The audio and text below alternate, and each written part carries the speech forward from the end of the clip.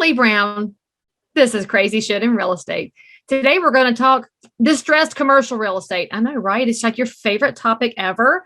But Jake Harris is with me. You're going to enjoy the conversation. You're going to learn a lot. And actually, we disagree on some things. So buckle up, get ready to pick a side, and I'll see you on the other side. Hello, Jake Harris. Hello, how are you doing today? Fantastic. How are you? Fantastic as well. Is it Leigh or Leia or? Keep Leigh? trying. I don't know. Leigh. Okay, just Leigh. Okay. Just Leigh. Leighs are what they wear in Hawaii, and that's L-E-I. And Leia would be L-E-I-A, and that's Carrie Fisher. And so I'm just Leigh. But not Leigh like the jeans. That's how boys spell it. This is how girls spell it. Okay. That makes sense. Like General Lee, but like you're like Empress Lee. Dodge Charger, man. That's a great car. Actually, it wasn't a Charger. That was a Challenger. Yeah, it was a Challenger. And what part of the country are you in? I'm in Concord, North Carolina. Okay. But, sadly, you can't drive the General Lee or even have that horn anymore because you'd be crucified for it. But that was a great show, man. I know. It was them good old boys. What I really wanted was Boss Hogg's car because he had that big white Lincoln and it had the long horns on the hood. That's what I want. That's a real hood ornament. Which is interesting. My dad loved that show. And so we had a boat that he named the Boss Hogg. And he got some of those big old horns, and we had them above our fireplace when I was a kid growing up. He used those Texas Longhorns. And so I was familiar with that as a kid growing up and what, Boss Hogg and my dad was a police officer. And so. Oh, so he was horrified by Roscoe P. Coltrane because Roscoe was not a great sheriff's deputy, to be honest. Let's just say most, police officers that have been on television shows probably have not been the epitome of the best of policing and legal work. Barney Fife and others. So. Well, now be careful. You can't talk about the Andy Griffith Show because that's North Carolina. That was in the town of Mount Airy. And you can still go to Floyd's Barbershop where it has 2 chairs, no waiting. Really?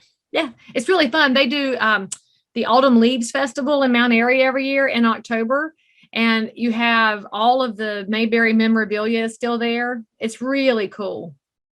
That's awesome. I think most of the people are dead now, but Andy Griffith was one of the most prominent alumni ever from Chapel Hill. He went to Carolina.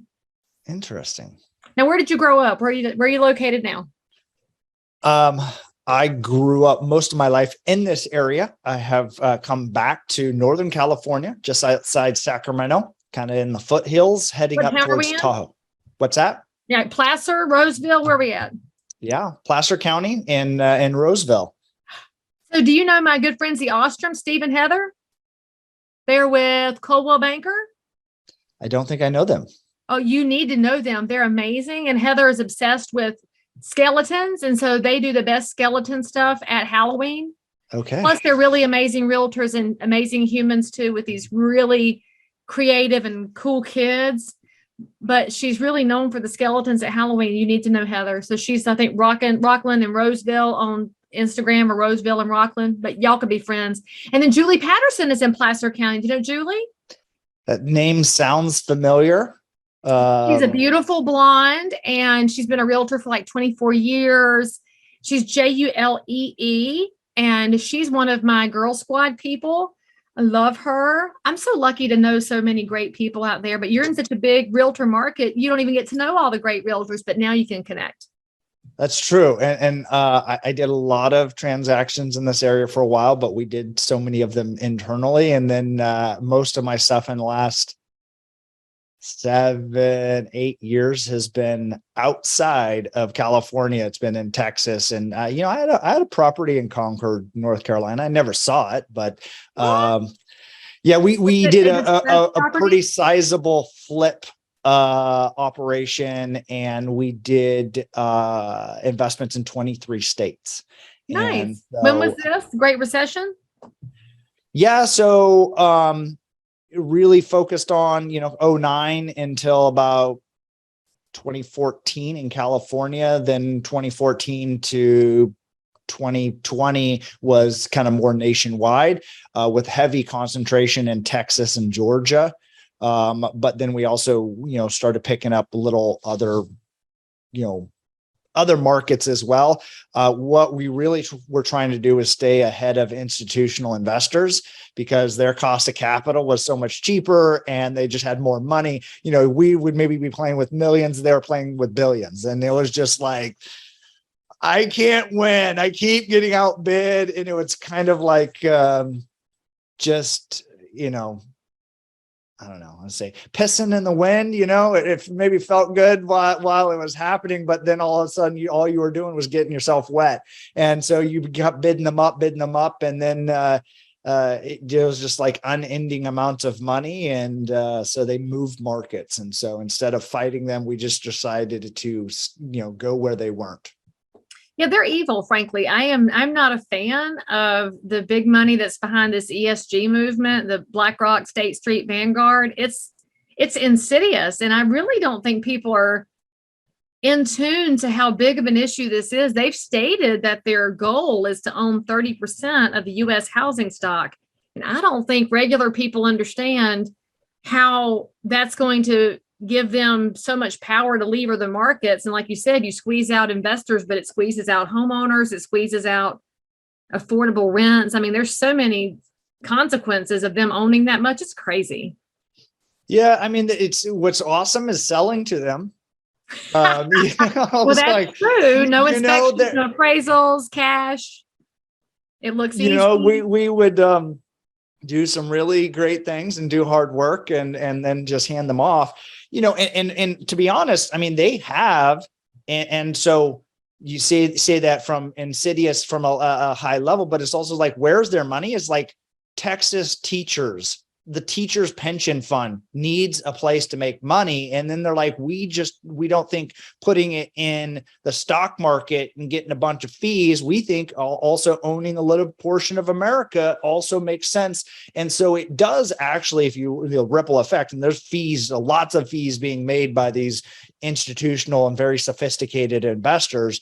But I also think that it is, overall benefiting the country as a whole. There's definitely markets, maybe as a realtor, you may not agree this, but it was like, when I was in grad school, I did a study on a buy versus rent kind of regression analysis. Mm-hmm. And it actually, owning a home is not really a good investment for the vast majority of people, because they don't factor in like the taxes and the maintenance bills and all the other things that are related to it.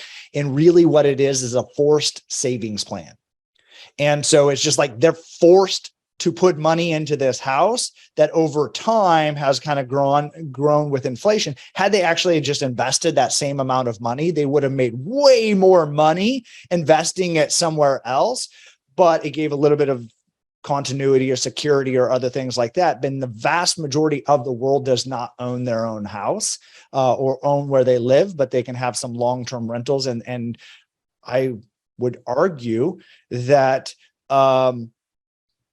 cities that were designed for humans and not for cars have a higher level of community and connectivity than ones that were built by D.R. Horton and, Pulte and Lennars of the world that were commoditizing the ability to build single family housing. Well, I would disagree with you on several of those points because I've seen those same regression models, but there is obviously you can make the data say whatever you want it to say, right? So I can make my side look different than you can make your side.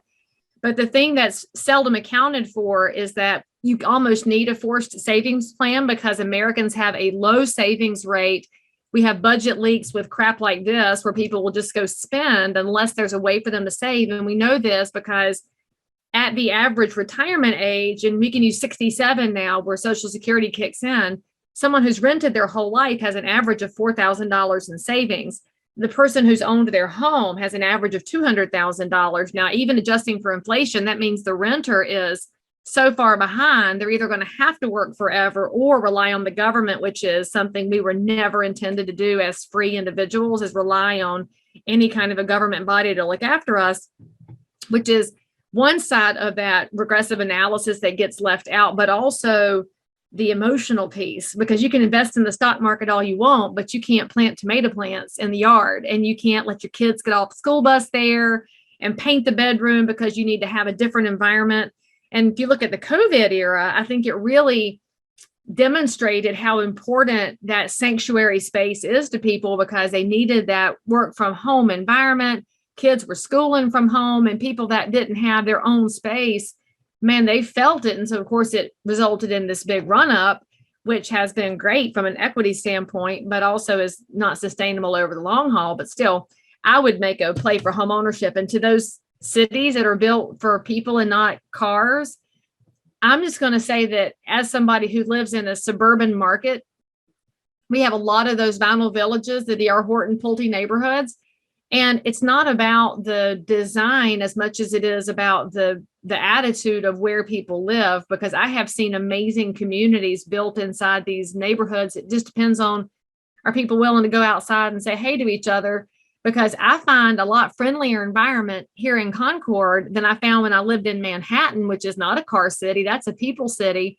And people up there don't want to say hey to you. They would assume run you over as come over and hug your neck. So I think it's about the people, but that's, that's my side. Agreed. And I don't disagree with any of the points that you made. And I agree that people can't get out of their own way. They will not do. They're predictably irrational. And 100%. If you look at that they will absolutely not do what is for their best interest. And that's why it's still believed that home ownership is, it's not the best investment. But because people in that forced saving plans, it is actually how they accumulate some levels of wealth where they may have not many other investment options. It's at least something. So there's that piece. Yeah. And to the point of community and connectivity is, you're absolutely right that people connecting with other people. But I was like, you can actually design that and program it in your architectural design. So like Google does this with their campus and community, is they make it so people have to run into each other. Like they're a little bit tighter, and they design them so that it builds people. They have to talk to each other because they're normally would have their headphones in and just be on a computer. And so they want to engage community. And so it's like, from that is not just doing all single family houses that have a straight line in there, but like, how do you mix that community? How do you also have some townhouses? How do you have a community center? How do you have a pool? How do you have, and it's like a mixed use, more thoughtful design that is actually going to engage community. And that's why I particularly love Spanish colonial architecture, is because it was built off of a plaza and a gathering and a community space. And it was about collectively the community coming together. And even though you live 2 streets that way, you're meeting someone that lives 2-3 streets over that other way, because it was forcing almost a connectivity point, because that's where everybody went and gathered and did these other things. Whereas single family houses, and the D.R. Hortons and some of the world absolutely can have amazing community because people connected up together, or their cul-de-sac, they go sit out in the street and do a fire pit and talk to the neighbors and have a beer. I think that's completely awesome. But how can we also think about that from the architecture and the design from the get-go?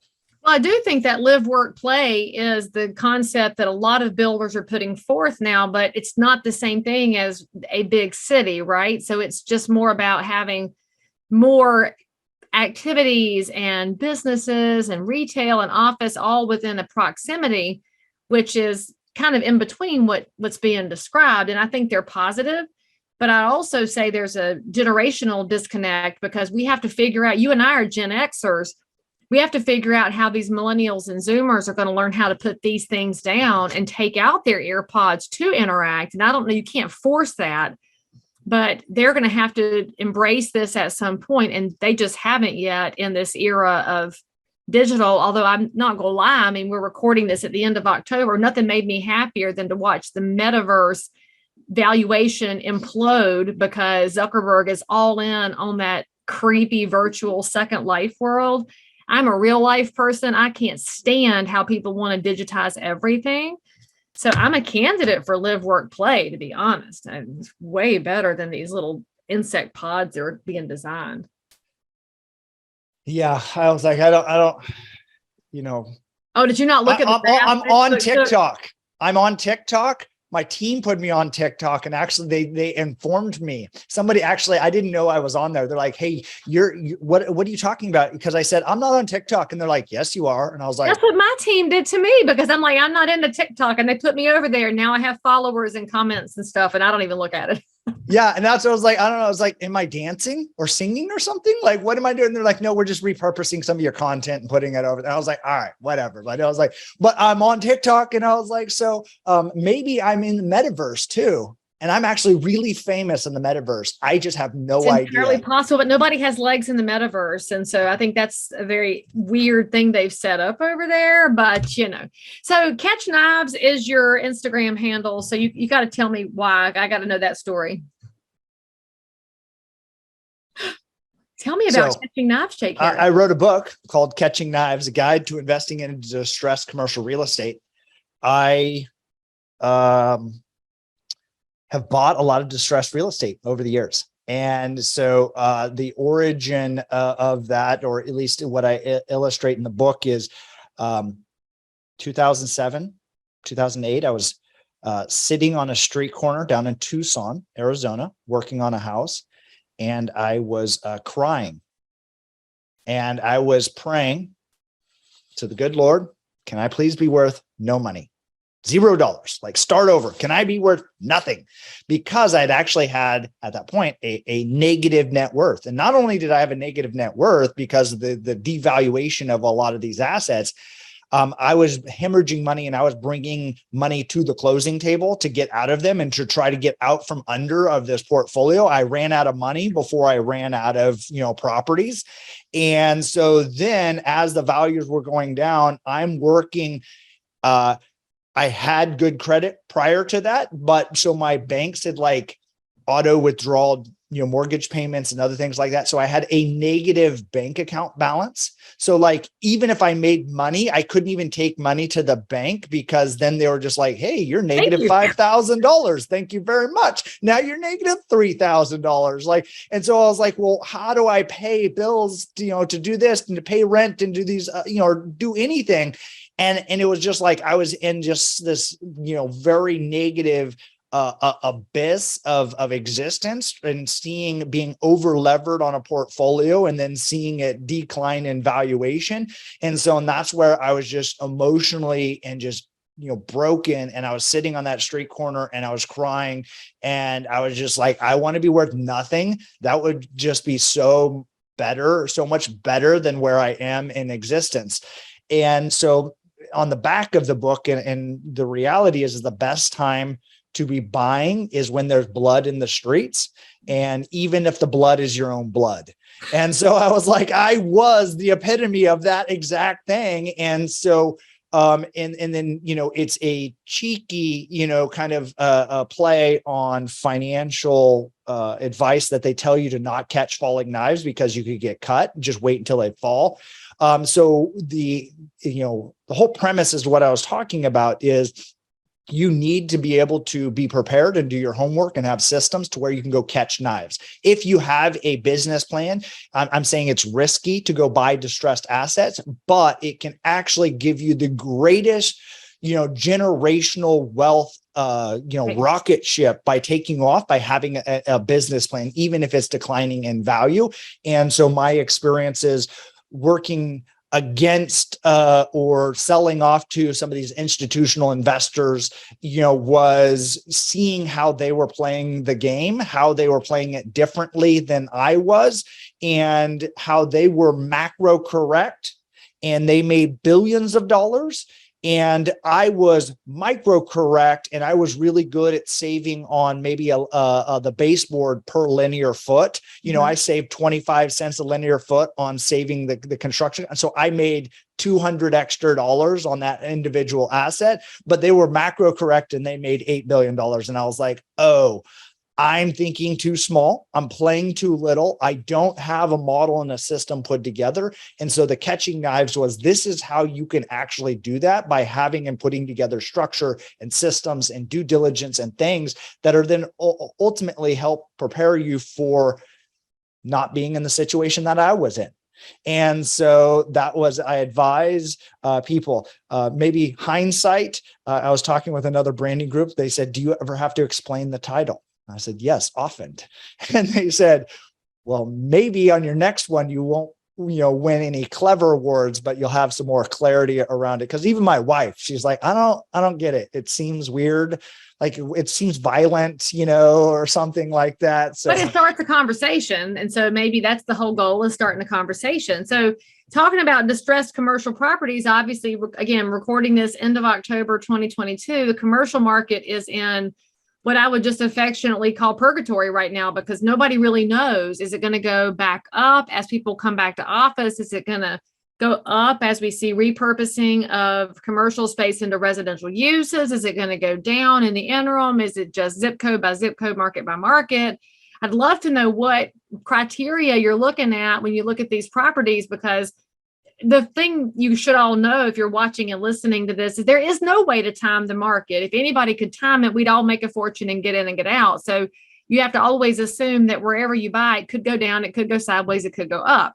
So knowing all of that, I'm just curious as to how you're seeing the space as we're recording this now. Have you ever driven by a house that you sold and somebody else's sign is in the yard? It's about the most painful experience any realtor will ever have. And then comes that moment of, oh, snap, it's on me. I didn't stay in great touch. And I can tell you, after 22 years in the business, I still go through that, but I've reduced the opportunities for failure because I have learned to do better with follow-up. And honestly, when you follow up better with the people you've served in the past, it's going to make you a better realtor in the future too. And that's what this program will get you. If you've never heard of Follow-Up Boss, you're going to love it. The best top producers in this business, they're already using Follow-Up Boss. So if you wondered why that person gets more business than you, it might be the program. There's like 250 integrations. So whatever you're using now probably could plug in with Follow-Up Boss. Keep everything in one place. You can decide how many and how often to follow up. It's all on you, but the system will be there. You do get a 30-day free trial for hanging out over here on crazy shit. Go to followupboss.com/crazy. Yeah, and I think you hit on a few very key things that I like to talk to people about. Is do not try to time the market. It is a fool's errand. It is impossible to time the market. But what you can kind of do is you kind of average out the tops and average out the bottoms. And that's obviously one of the things that I talk about as well is if you have a business model that you understand the mechanisms of the percentages that you're trying to buy on, and you can operate within there, the market's dynamics are not necessarily what drive those business decisions. And so that your business plan, and you might be an Airbnb person and you're doing an arbitrage on what you can sign leases for and what you can rent it out on a nightly rate. And so that's great. As long as your business plan works and you can move efficiently through making those decisions, I don't think the overarching economy or maybe a commercial real estate's assets value is going to be a major,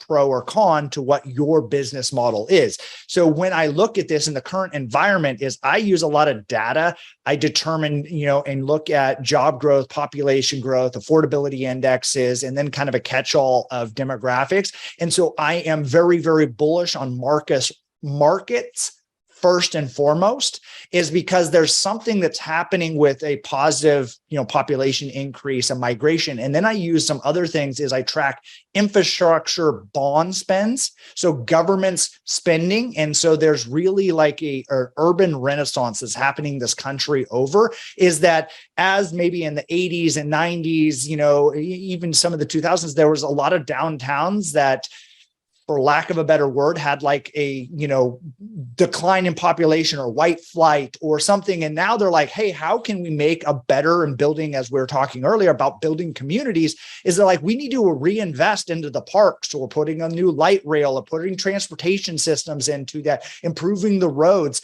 And so when cities and municipalities and governments start doing that, that doesn't have the same traditional return on investment that a private developer would look at. But if they're putting $1 billion in a 4-block area from a new development, guess what? That is going to have a return on investment. And it might just be that 2-mile light, or streetcar line has a benefit of all those assets on those particular line. And so that's where I get into understanding like where those things are happening. And then if there's this bigger kind of macro play of the market, is the momentum of a market does like about 80 or 90% of actually what the efforts are. It continues to go up. You see Charlotte do this to this to this. You almost buy anything in Charlotte 5 years ago. I don't care what you paid for the price of it. You're doing all right. You could probably do a terrible job and still be okay because the market fundamentals move there. And so that's why I say first understanding the market, and then I am looking for good deals that are less than the intrinsic value.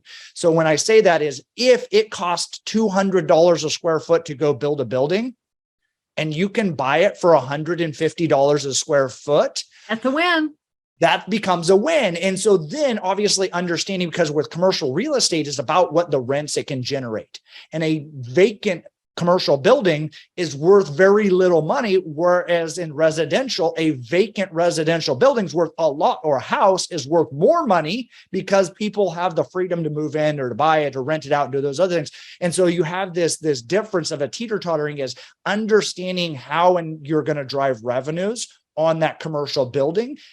And if it's office, I don't know. That's like you just said, a area where maybe there's a lot of headwind and challenges as people start working in the metaverse, or as they start working from home remotely or whatever it is. But I was like, office, can you convert an office building to apartments? Well, that's a different story. Again, that's an exciting space. But I'm curious about something. So you're in California and you're buying elsewhere. So how do you factor in the out-migration situation in California when you're looking at commercial properties in distress? Is there a point where you look at a market and say, I don't want to be involved in that right now? Because obviously part of the out-migration problem with California is their regulatory and legislative environment, which is pretty nasty to property owners on the whole. But obviously there's going to be a point at which it does make sense to buy in. So how do you evaluate a market like that? It's easy to say yes to Texas.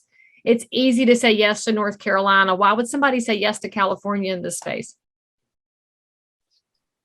I have sold everything in California several years ago and have not done any, but I'm starting to look a little bit again because, California is a great place if you're parking capital as far as just a kind of a safety. And you actually have a lot of international money, Chinese money for years, Japanese money came into there. And it was, and I went to grad school down in Miami. And so deals were being transacted at like 3 caps, years ago. And it was just like, it made no sense. Well, it was a German family office where they had a negative yield on their bank. Like they had a negative interest rate. So if you put money in the bank, you're losing money and you're like, yep, I'm losing money. And so to them, it's like a -1 versus a 3% return. They're like, that arbitrage between Chinese money and currency exchanges and other things like really, really play out. So understanding who's buying,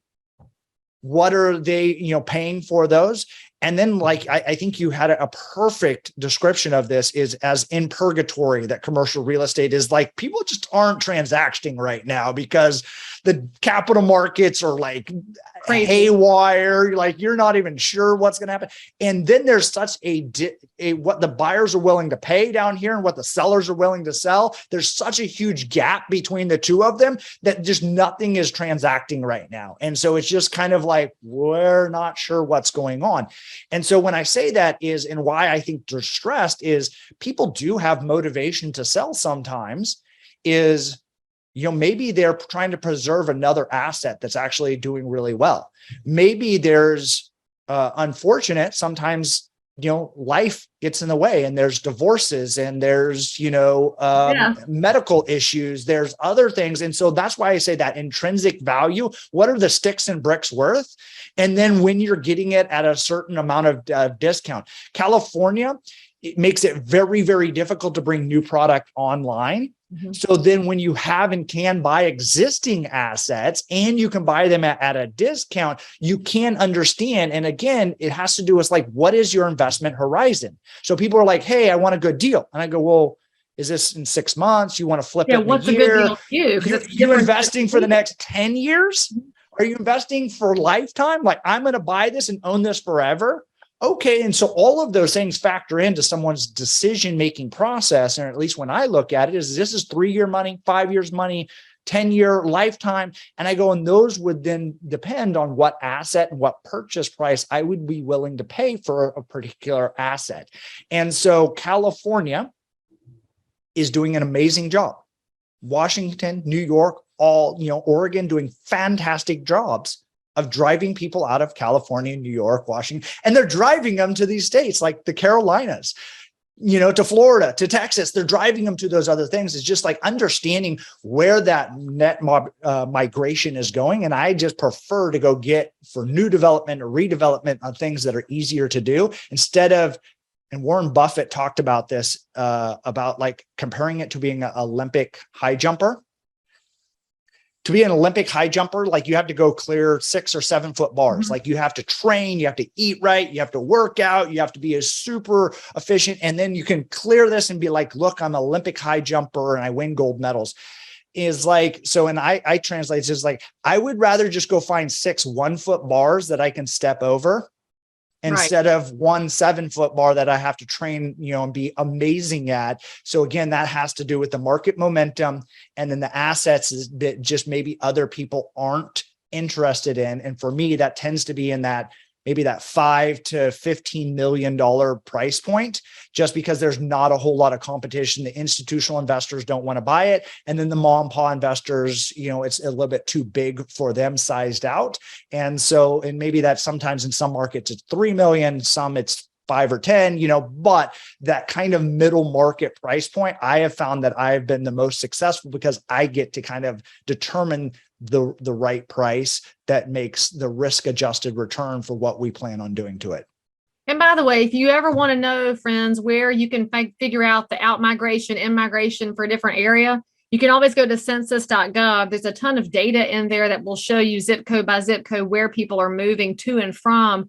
And you've got to be up to speed on that. Now, again, that data is only going to be good for a short while longer because the census only runs every 10 years. But as of right now, it's fairly reasonable. So it's good information to have. And also your Chamber of Commerce will have a lot of this information because they know exactly which jobs are coming in and out. And what happens with jobs coming in and out is going to affect the commercial space and by default, the residential space.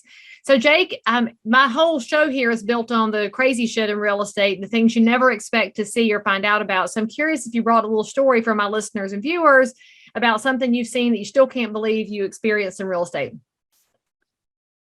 I was like, well, I think the last 2 years have given me probably a lifetime worth of those stories that exist because it's, I was explaining this to someone. I was like, I feel like I'm playing a game of whack-a-mole with things that have never, ever happened before in the history or within a lifetime, all happening multiple times a day. It was just so here's commercial toilet flappers are unavailable. Manufacturing of those flappers usually, so Ferguson's is where we would get supply from the thing, and it'd be you just go down to Ferguson's and pick them up, and there was not ever, as in the 20 some odd years of doing this, there was ever an issue. But now those things don't exist, and they're like, well, when are they going to get them back in? We have no idea.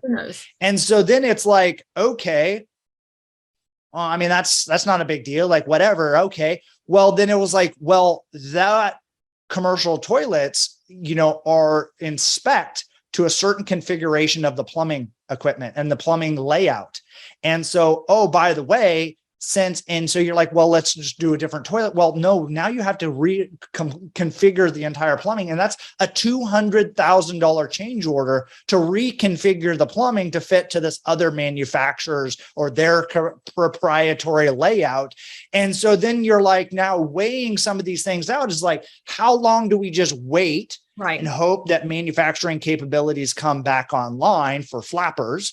Or how do we then exercise and move forward with a change order and a significant increase of cost to get something that's available or in stock? And we hope that it's in stock for right now.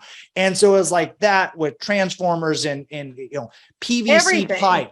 Yeah, is and don't 4 forget times the cost of steel pipe. And you're just like, well, remember, it's while you're dealing with code inspectors at the same time who may or may not understand the supply chain issues. And so there's also that human piece that's over there messing with the gears. And then PVC that situation has cracked me up because it was always a cheap option, but there's petroleum in PVC. So to the person who does not know, PVC has oil in it. And so you little environmentalist, you don't pay attention to what oil is in, but you couldn't get PVC. And then as the oil prices have gone up since 2021, it impacts the cost of PVC. I mean, everything is intertwined. And I love that you mentioned that because for the last 2.5 years, it's exposed how much we are reliant on other countries for manufacturing, how much we're reliant on our core common raw goods that impact all these things. And frankly, a lot of us just had not paid attention for a long time. And I don't know about you, but I'm not going to forget anything from this era. And I've become really good at thinking differently when it comes to planning for properties, but also you have to know how to talk to your inspectors now in a way you didn't have to talk to them 5 years ago. Yeah, that is spot on. I mean, and I think obviously, and I have a bigger macro thesis that's looking at this as playing and moving forward is I think North America and South America are going to have to become a lot more friendly moving forward, because I think there's going to be additional east to west political pressures. And as China and Russia, talk about the BRICS, we're not going to be in that coalition. And that's a real thing. Yeah. So I think what's going to happen is Mexico is very, very well primed and positioned geographically. They have both coasts. They have a better infrastructure systems than most countries. They have some narco and criminal elements that they probably, they need to clean up to make more investments. But, natural minerals and things like that in Chile and Peru, and that exist, and lithium ion and other things, copper and silver, and all those are connected between North and South America. And so I think if you're looking at a bigger play is they're going to have to become friendlier. And that's obviously part of the reason why I'm also very, very bullish on Texas as well, is because I think a lot of those goods are going to come through Texas. And then and I think it was the Canadian Pacific Railroad made some agreement recently that will be running a major north-south corridor through Texas up through Central America, or the center of America, is to distribute these goods. And I think rails still make a ton of sense. And so if I was, and investing into the stock market, which I rarely do, it would be things like, infrastructure programs like the railroad, because they have a monopoly and it's very difficult to get new things approved in those infrastructure spends and to improve those. So that's why I think you're going to see more and more manufacturing happening in Mexico and the southern United States, just because we have to repatriate some of these things. But we have to get the border under control first, or this is all for naught. And I think everybody with a reasonable amount of common sense knows that. But Jake, if anybody wants to follow up with you, learn more about buying distressed commercial properties, the book, the whole Jake Harris story, what's the best way for them to find you? Catchknives.com is where you can find, where we put our newsletter out. We have some courses. You can buy the book there. And personally, my Instagram is jake.realestate, @jake.realestate. I was talking earlier, I was like, I'm on TikTok, I don't manage my TikTok page. So maybe I'll be dancing on there. Maybe I'm TikTok famous You don't and I don't even know it. Yeah, maybe that is the case.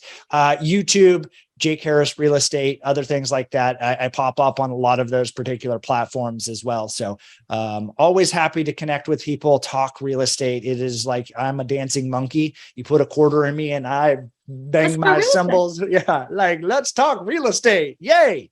Because we're nerds. So there you go, friends. All of Jake's information, all the handles will be in the show notes for this episode. So you can go pick up a copy of the book or go binge on some of the information he's putting on the internet. Jake, thank you so much for coming on the show and giving us a whole different set of perspectives and rabbit holes to send people down after they finish listening. Yes, I'm happy to. Exactly that, rabbit holes. Those are the rabbit holes I've gone down, and it's really, really fascinating. If it's of interest to you, and so that's just where I scratch my own itch. So it's a pleasure to be on your show, Leigh, and to hear your perspectives on things as well. It is exciting. Well, I appreciate you coming on. Y'all say something nice about Jake in the comments, or let us know which part of our conversation you agreed with, disagreed with, which side are you on, and mainly make sure you subscribe so you can come back and visit us again, and we'll see you then. So if you found value in this episode, please like and subscribe to this channel, turn on the bell, and catch another amazing episode by clicking above. Crazy Shit in Real Estate is also available on all of your normal podcast apps. So if that's where you like to hang out, go find me, click subscribe, and most importantly, leave me a review that says you think I'm awesome, my guests are awesome, or this content is just exactly what you were looking for. And then, by the way, if there's something you need, you want to learn about something, you can comment below anytime. You can also send me a direct message if you need to remain anonymous. No judgment. But anyway, I'll only judge if you forget to subscribe.